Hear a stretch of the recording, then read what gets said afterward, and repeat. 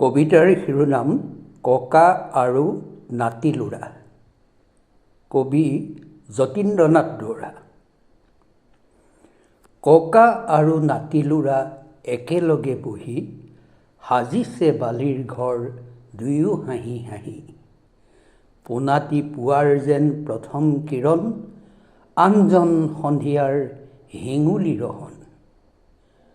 হাঁহি হাঁহি পোনাতিয়ে কয় উলাহেৰে, সাজিম ইয়াতে ঘৰ অতি যতনেৰে। থাকিব ইয়াতে মোৰ হাতী ঘোঁৰা যত, লগোৱা লিগিৰি আৰু বয় বস্তু কত। চাৰিওফালে ওখ ওখ ঢাপ তুলি মই, ৰাখিম ঘৰটি মোৰ চোৰ নহাকৈ। মাজত ফুলনিখনি জেউতি চৰাব, বাটৰুৱা ভোল গৈ ৰৈ ৰৈ চাব।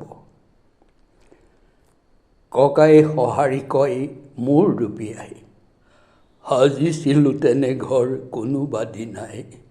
আছিল তাতেই মোৰ হাতী ঘোঁৰা যত, লগোৱা লিগিৰি আৰু বয় বস্তু কত। এনেদৰে ঢাপ তুলি বাৰী পাতি মই, ৰাখিছিলোঁ ঘৰখনি চোৰ নহাকৈ। ফুলিছিল ফুল মোৰ ফুলনি শুৱাই, কালৰ সোঁতে যে নিলে সকলো উটাই। এনেদৰে সময়ৰ সোঁত পাহৰাই, অমলে জামলে দুয়ো একেলগ হৈ। একেলগে মেলে দুয়ো হৃদয়ী দাপোন, ল'ৰালি কালৰ সেই সোণালী সপোন।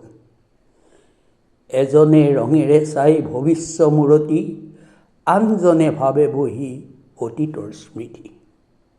ধন্যবাদ।